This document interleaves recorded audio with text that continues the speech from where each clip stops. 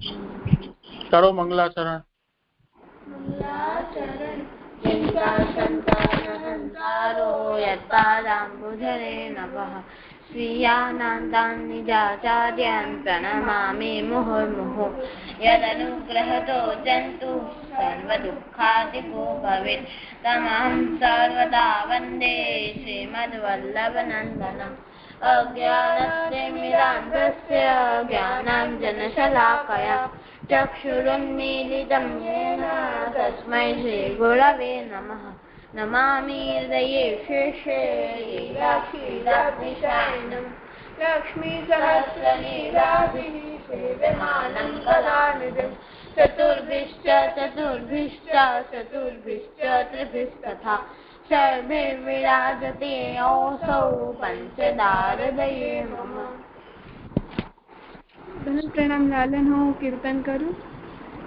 આજે કલ્પ જોડાયો છે અને હાથ ઉપર કર્યો છે અને પૂછી દઈએ આપણે. કલ્પ કરી? હા, ભલે કરો પ્રારંભ. કદંબાન બેથેન કરત વિહાર અતિરસ ભાર મદન મોહન પ્રિય તૌર્ય પ્રિયાઉર હાર કદંબન બેતેન કરત વિહાર કનક ભૂમિ વિવિતુર गाज मोती कुंज कुटी के द्वार गोविंद प्रभु श्री हस्तकर पोवत सुंदर श्री व्रज राजकुमार कदंबन बीतेन करत विहार. સુંદર. અડાનામાં કર્યું ને? અને આ કેનું છે? શયનનો છે પદ? કુંજ શયનનું, શયન દર્શનનો પદ ક્યાંનું છે? સ્વયં. ठीक, भले करो प्रसंग जी। बेनीदास माधवदास में पहले प्रसंग। अब श्री आचार्य जी महाप्रभु के सेवक बेनीदास माधवदास दो भाई क्षत्रिय हते कड़ा में रहते तिनक वार्ता को भाव कहते हैं। वार्ता प्रसंग एक। पाछे एक समय श्री आचार्य जी महाप्रभु कड़ा में पधारे, तब सगरे वैष्णव दर्शन को आए। पाछे माधवदास सुने सोई आए श्री आचार्य जी को दंडवत कियो। तब सगरे वैष्णव दर्शन को आए। तब सगरे वैष्णवन ने श्री आचार्य जी से कही, महाराज माधवदास ने वेश्या राखी है। तब श्री आचार्य जी पूछे, क्यों माधवदास वेश्या राखी है? तब माधवदास ने कही, महाराज मेरो मन वाको ऊपर आसक्त है, ताते राखी है। या प्रकार तीन बेर श्री आचार्य जी पूछे, तीनों बेर माधवदास ने कही, महाराज मेरो मन वा पर आसक्त है, ताते राखी है। तब श्री आचार्य जी चुप रहे। तब सगरे वैष्णव श्री आचार्य जी महाप्रभु सो कहे, महाराज अब ताई तो आपू की कहानी हती, तब अब आपू सो हूँ कही छूटियो, आपू वासो कुछ कहे नहीं। कछु कहे नहीं। तब श्री आचार्य जी वैष्णवन को समाधान कियो, तुम चिंता मत करो, मेरा कौन मन वाह पर आसक्त है, सो श्री ठाकुर जी को फेरत कितनी बार लगेगी। और गदाधर दास ने आपको आशीर्वाद दियो है, जो हरि भक्ति दृढ़ होगी सो यह माधव दास है। तब सब वैष्णव प्रसन्न हुई के चुप रहे। ता पाछे माधवदास को मन पड़ियो फिरियो, सो वैश्या दूरी कीनी, वैष्णव की रीति मर्यादा में चलन लागे, भले वैष्णव भय। આમાંથી શીખ મળે છે કે આપણે ઠાકોરજી સિવાય કોઈ વસ્તુ પર મોહ કે આસક્ત ના રાખવું જોઈએ। ઠાકોરજી આપણી માટે સર્વશ્રેષ્ઠ છે। આપણી આસક્તિ ઠાકોરજીમાં જ હોવી જોઈએ, અન્ય કોઈ વિષય વસ્તુ વ્યક્તિમાં ન હોવી જોઈએ। અહીંયા બધા વૈષ્ણવોએ મહાપ્રભુજી પાસે જઈને કહ્યું કે આપણે આવું કર્યું છે માધવદાસે, તો એને આપણે એવી રીતે સમજવું જોઈએ કે ભક્ત કોઈ ભૂલ કરતો હોય તો આપણે એક વખત એને સન્માર્ગે લાવવાનો પ્રયાસ કરવો જોઈએ, અને આપણે કહેવા જેવું ન હોય તો એના હિતના વિચારથી ગુરુને એટલે મહાપ્રભુજીને વિનંતી કરી તો આપણે એમને વિનંતી કરીને કહી શકાય જેનાથી એ સન્માર્ગમાં આવી શકે। એટલે ભક્તના હિતથી આપણે એનો ભક્તનું હંમેશા હિત વિચારવું જોઈએ, ચુગલીની આશયથી અહીંયા આ વાત નહીં કહી હોય। તો આ વાત છે। બીજું, મહાપ્રભુજીએ આજ્ઞા કરી કે ગદાધરદાસજીએ અમને આશીર્વાદ આપ્યા છે કે ભક્તિ દ્રઢ થશે। એ જયારે શાક લઈ આવ્યા હતા ત્યારે ઉત્તમ આરોગ્ય હતા સામગ્રી ઠાકોરજી, ત્યારે ગદાધરદાસજી એમને આશીર્વાદ આપ્યા। તો ભક્તની વાત ક્યારે પણ અસત્ય નથી થતી। તો મહાપ્રભુજીએ પણ એની ઉપર ઠપ્પો લગાડી દીધો તેમ કે ભક્ત કહે છે એ વાત ક્યારે ખોટી નથી પડતી। એટલે ઠાકોરજીના ભક્ત હોય, વૈષ્ણવ માત્ર ઠાકોરજીના ભક્ત છે, આપણે એમનું આદર કરવું જોઈએ, એમના પ્રતિ દ્વેષ ભાવ કે ઈર્ષ્યા ભાવ મનમાં ન લાવવું જોઈએ। મહાપ્રભુજી આજ્ઞા કરે છે કે એટલું એમના નિકટ રહેવાનું કે જેનાથી એમના દોષ ન દેખાય, એમના ગુણ આપણે ગ્રહણ કરી શકીએ, અને એટલા દૂર પણ નહીં રહેવાનું કે જેનાથી આપણે સત્સંગ આપણો જતો રહે કે ચાલ્યો જાય। તો ભક્તમાં હંમેશા હરિની ભાવના કરવાની, ભક્તનું દ્વેષી નહીં થવાનું, એના દુર્ગુણો નહીં જોવા, એના જે સદગુણો છે એને ગ્રહણ કરવા।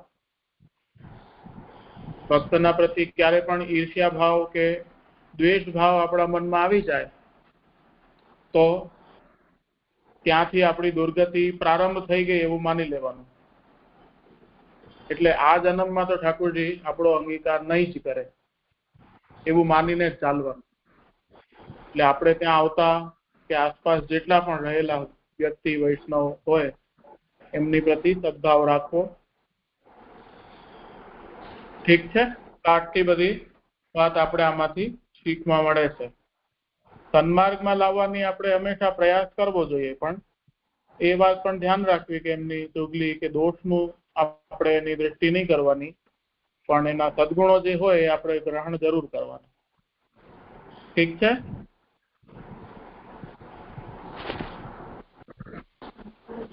જી હા, આમાંથી કોઈ શબ્દ છે? જી, પહેલો શબ્દ છે આચાર્યજી। આચાર્યજી એટલે જે શાસ્ત્રને વાંચે। પોતાના જીવનમાં લે અને પોતાના શિષ્યોને સમજાવે. અને આચાર્યજી કહેવાય. બીજો શબ્દ છે વૈષ્ણવ. વૈષ્ણવ એટલે કે જે વિષ્ણુ અને એના અવતારના અનન્ય ભક્તો છે એ વૈષ્ણવ. પછી શબ્દ છે દંડવત. દંડવત અડધો શબ્દ છે. દંડવત પ્રણામ આખો શબ્દ છે. દંડ એટલે લાકડી ને વત એટલે એનાથી આપણે દંડની જેમ પગમાં લેખી અને પ્રણામ કરીએ દંડવત પ્રણામ કહેવાય. બીજો શબ્દ છે આસક્ત. एक से एक आगे बढ़ने वाली प्रेम की अवस्था. પેલી રુચિ સ્નેહ. રુચિ એટલે કે ઇન્ટરેસ્ટ. સ્નેહ એટલે કે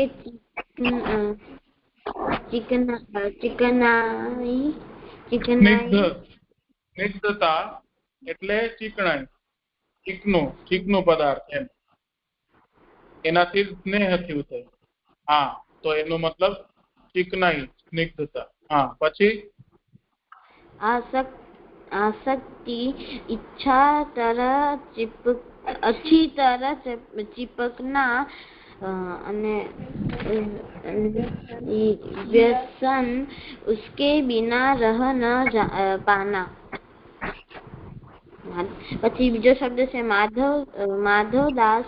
માધવ એટલે મા એટલે લક્ષ્મીજી અને ધ એટલે એમના પતિ. માધવ એટલે કે લક્ષ્મીપતિ. માધવદાસ લક્ષ્મીપતિ ના વિદાસ એ માધવદાસ. પછી શબ્દ છે કાની.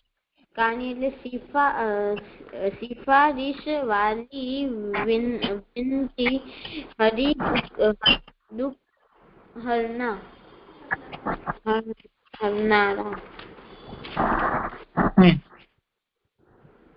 પછી શબ્દ છે ભક્તિ.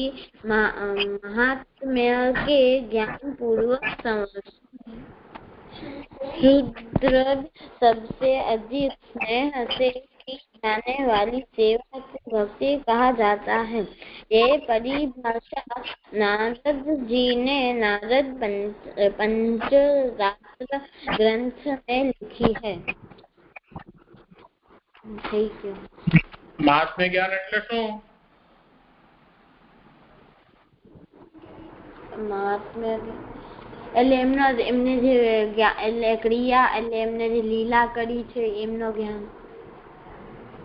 એટલે એમને જે લીલા કરી છે. હા, એ આપણે કહી શકીએ એવી રીતે. પણ મહાત્મ્યનો મતલબ શું? અરે અસુર આવ્યા હતા એમને પ્રભુએ એમને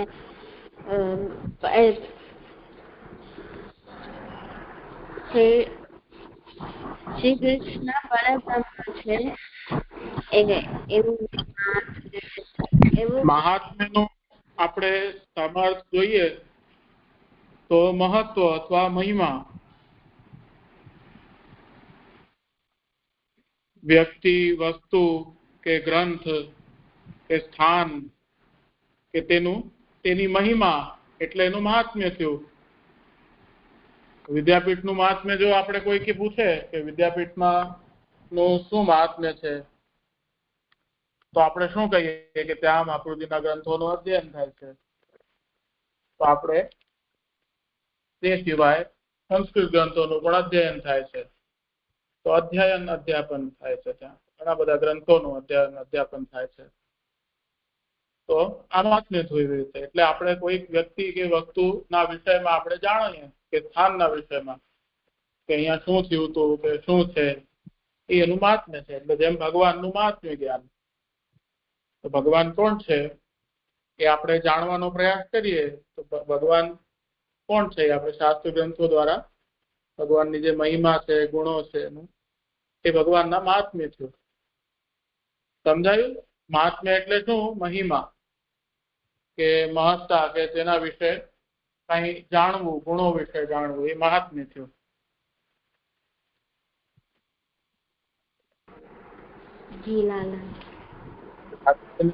એમ જાણીએ તો આપણે ખબર પડે કે કોણ છે. જેમ આપણે ઠાકોરજીની સેવા કરતા હોઈએ તો ઠાકોરજી કોણ છે એવું તો આપણે મનમાં આવે ને. કોઈ આવે આપણે નીચે મળવા, કોઈ પણ આવે તો આપણે સૌથી પહેલા એ જ કહીએ ને કે કોણ છે આ. એટલે કોણ છે આ એ પ્રશ્ન શું થયો, એનું મહાત્મ્ય શું છે? કુરિયર વાળો છે તો વસ્તુ દેવા આવે છે, એનું મહાત્મ્ય થયું વ્યક્તિનું. આ વ્યક્તિ આવ્યો છે. તો આવી રીતે કે દૂધ વાળો આવ્યો છે તો ગાયનું દૂધ દેવા આવ્યો છે, એનું મહાત્મ્ય થયું. તેવી રીતે ઠાકોરજી કોણ છે તો એમના ગુણો વિશે આપણે જાણીએ, એમનું મહાત્મ્ય જ્ઞાન થયું. તો જાણ્યા સમજ્યા વગર તો આપણે કોઈની સાથે મળવા ન ચાલ્યા જઈએ ને. એટલે ઠાકોરજીને પેલા જાણી લેવું ઠાકોરજી કોણ છે, સર્વશ્રેષ્ઠ છે. એ એક ઠાકોરજી નું થયું. એવા અનેક ગુણો વાળા ઠાકોરજી છે. બધા દેવતાથી પર છે. પ્રાકૃતા સકલા દેવા ગણિતાનંદકમ બૃહત પૂર્ણાનંદો હરિ. પૂર્ણાનંદ વાળા છે એ હરિ છે, એમનું મહાત્મ્ય થયું. તસ્માત કૃષ્ણ એ વગત. એટલે એવા જે ઠાકોરજી છે એમનીમાં ગતિ થાય. મારી બીજી ઠાકોરજી જ ગતિ છે, બીજું તો કોઈ નથી. એટલે આપણે ઠાકોરજીની શરણમાં છીએ. તો એવા ઠાકોરજી છે એ એનું મહાત્મ્ય થયું. પૂર્ણાનંદ છે ઠાકોરજી, મહાત્મ્ય જ્ઞાન છે ઠાકોર. એવું આપણે જાણી સમજીને કરીએ તો આપણે ભક્તિ સારી થાય, સારી રીતે આપણે કરી શકીએ. એમ સમજાયું રુચિ? જી, મને એમ સમજાયું કે મહાત્મ્ય એટલે મહિમા એમ કે ઠાકોરજી વિશે જેમને ગુણ કર્યા છે એમની ગુણ છે ગુણ કર્યા ઠાકોરજીના ગુણોના વિષયમાં, એમની લીલાના વિષયમાં. ઠીક છે. આપણે જે લીલા છે એ બધું ઠાકોરજીની મહાત્મ્ય કહેવાય, જે આપણે શાસ્ત્ર ગ્રંથો દ્વારા જાણીએ છીએ. ઇતિહાસ, પુરાણ, વેદ, સ્મૃતિ, આગમ તંત્ર વગેરે દ્વારા આપણે ઠાકોરજીનું મહાત્મ્ય જાણી શકીએ છીએ. ઠીક છે, કરો આગળ ભલે.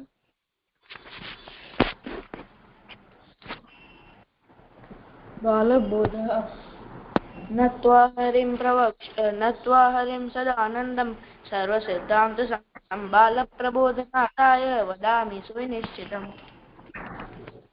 નાથ કામ મોક્ષાખ્યાસ્ચત્વારો ધામનીતિનામ જીવેશ્વર વિચારેણ દાતિ વિચારિતાઃ. अलौकिकास्तु वेदोक्ताः साध्य साधन संयुताः लौकिका ऋषिभिः प्रोक्तास्तथैवेश्वर शिक्षया.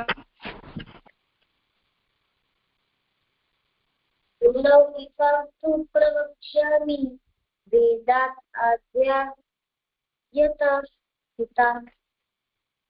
धर्मशास्त्राणि नीतिश्च कामशास्त्राणि चक्रमात्.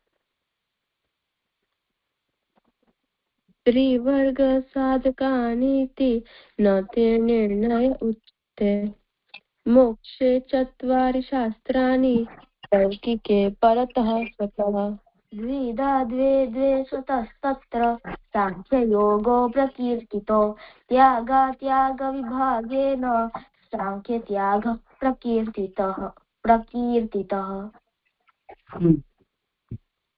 કલ્પ, નિત્ય, વેણુ, અંશી. તમે લોકો જોડાયા હોવ તો હાથ ઉપર કરો. કલ્પ તો બોલી શકશે, હાથ ઉપર છે એનો. કલ્પ બોલીશ? લાલા નથી આવડતું. ઓહો, એવું છે, કઈ વાંધો. વેણુ?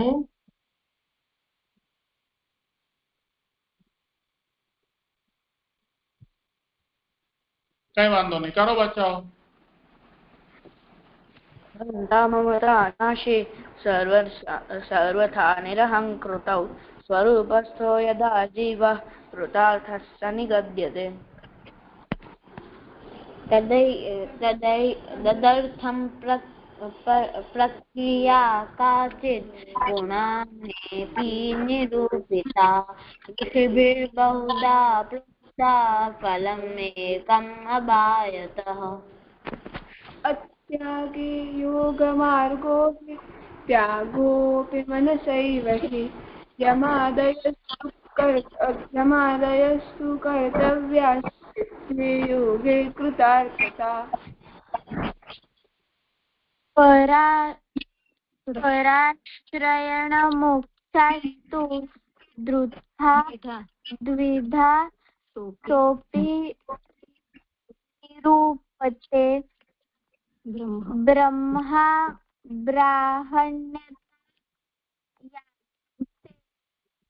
तद्रूपेण सुसेवते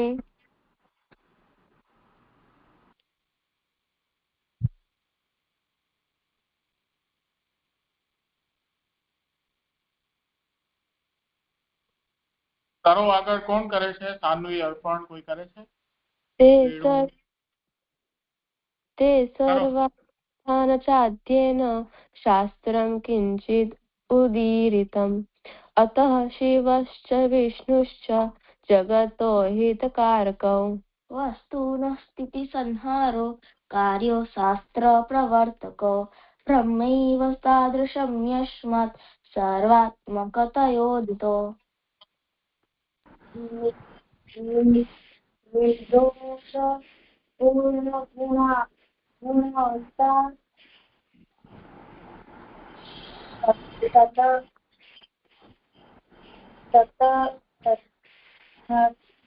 तयोक्ता भोगमोक्षफलेदास्तु तप्तौ द्वावपि यद्यपि વેણુ કલ્પે બોલી લીધું? તમને બોલવું છે કોઈને? અરે કલ્પને તો નથી આવડતું. વેણુ અનમ્યુટ નથી થતી. કઈ વાંધો નહીં, કરો ભલે બચો. भोगशिवेन मोक्षस्तु विष्णुनेति विनिश्चय लोके प्रियः प्रभुर्भुङ्क्ते तन्न यच्छति कर्हिचित् अतिप्रियाय तदपि दीयते क्वचिदेव हि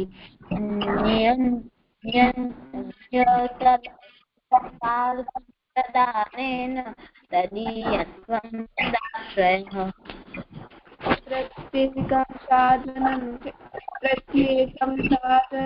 चैतद्वितीयार्थे पञ्चमः जीवास्वभावतो निष्ठा दुःखाभावाय सर्वदा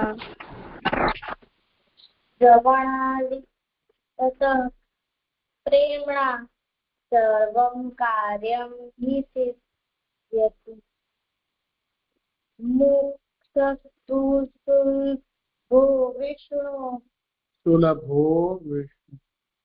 सुलभो विष्णु भोगश्च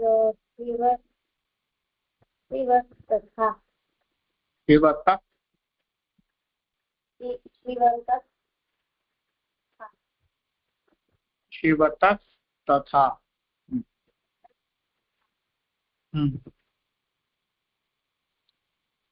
समर्पणेनात्मनो हि तदीयत्वं भवेत् ध्रुवम् अतदीयतया चापि केवलश्चेत् समाश्रितः तदाश्रय तदीयत्वं बुद्धे किञ्चित् समाचरेत् स्वधर्मम् अनुतिष्ठन्वे भारद्रे गुण्यम् अन्यथा इत्येवं कथितं सर्वं नेतज्ज्ञाने भ्रम पुनः इति श्रीवल्लभाचार्य विरचितो बालबोधः सम्पूर्णः।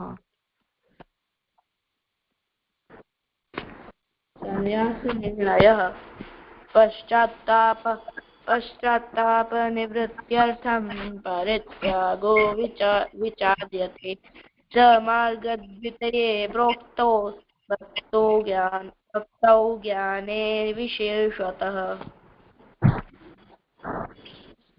कर्म मार्गेण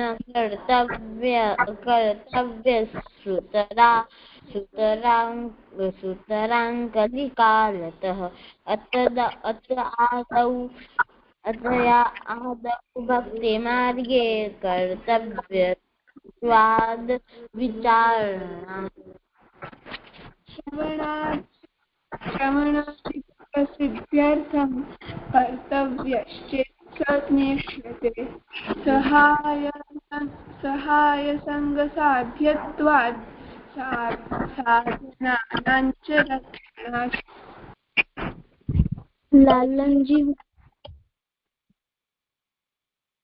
अभिमानात् नियोगाच्च तद्धर्मेश्च विरोधतः गृहादेरबाधकत्वेन साधनार्थं तथा यदि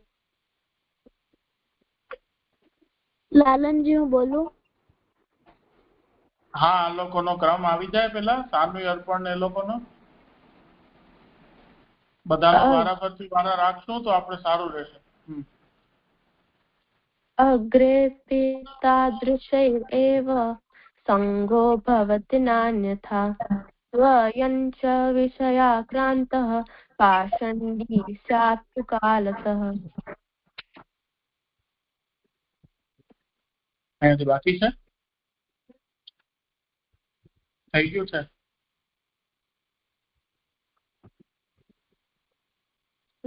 બચાવ બાકી છે અહીંયાથી કે કરવાનું છે બાકી છે અચ્છા અચ્છા વિષયાક્રાંત વિષય અને આક્રાંત તો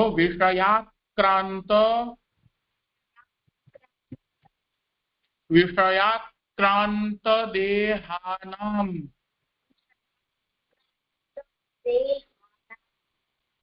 विषयाक्रांत देहानाम नावेशः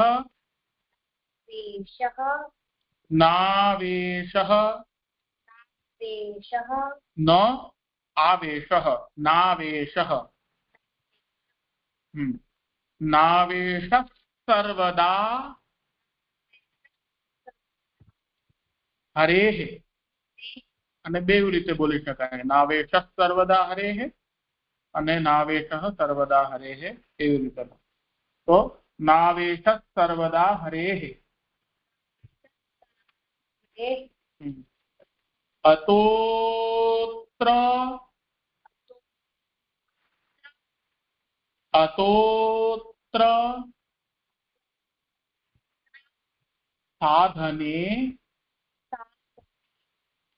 साधने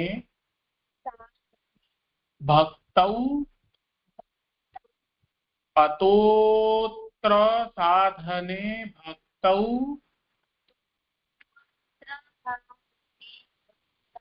नैव त्यागः सुखावहः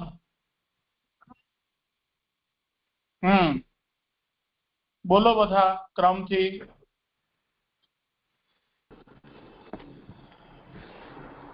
विषयाक्रांत देहानां नावेशः सर्वदा हरेः अतोत्र साधने भक्तौ नैव त्यागः सुखावहः विषयाक्रांत देहानां नावेशः सर्वदा हरेः अतोत्र साधने भक्तौ नैव त्यागः सुखावहः विषयाक्रांत देहानां नावेशः सर्वदा हरेः अतोऽत्र साधने भक्तौ नैव त्यागः सुखावहः विषयाक्रांत देहानां नावेशः सर्वदा हरेः अतोऽत्र साधने भक्तो नैव त्यागः सुखावहः विषयाक्रांत देहानां नावेशः सर्वदा हरेः अतोऽत्र साधने भक्तौ नैव त्यागः सुखावहः विषयाक्रान्तदेहानां नावेशः सर्वदा हरेः अतोऽत्र साधने भक्तौ नैव त्यागः सुखावहः विषयाक्रान्तदेहानां नावेशः सर्वदा हरेः अतोऽत्र साधने भक्तौ नैव त्यागः सुखावहः